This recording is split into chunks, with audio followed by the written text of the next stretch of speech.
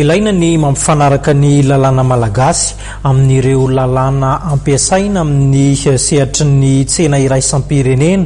Io indrindra no antony nandaniana ny volavolan-dalana momba ny fifaninana ara-barotra.Aorian'izao nandaniana ny antony ara-pirenena zao dia hodiniany eny anivon'ny antony arandolona indray ity lalana ity.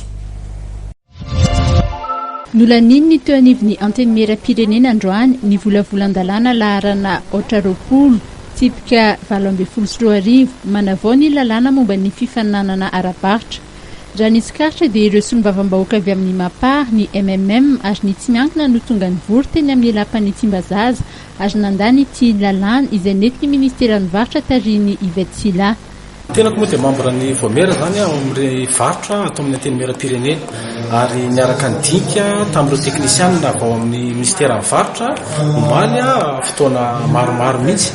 Inona moa na tonga ny tenako hoe resy lahatra reto dia miteny ny antony anteny ara-pirenena dia asa ijerevana ny tombotsoan'ny vahoaka ary tafiditra anatin'izany vahoaka ny atao hoe mpivarotra.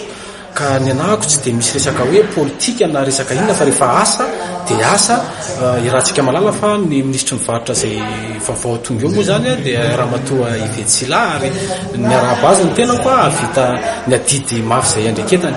Io moa zany dia nisan'io volavolan-dalana izay tonga io mikasika ny resaka fifaninana ara-barotra eto Madagasikara. Izany mbola tsy ampy eto satria tsy mbola misy zany amin'ny teny frantsay cadre anankiray mifehy zany indrindrandrindra amin'ny resaka hoe concurrence zany eo amin'ny resaka varotra zany. Nomarian'ny Arjona Ranjary Malalana John Elite sombavam-bahoaka Natsimondrano no sady mpikambana anatin'ny voameran'ny varotra eo anivon'ny antony ara-pirenena fa zava-dehibe no izy mandamina ny resaka fifaninana ara-barotra eto amintsika ity lalana ity.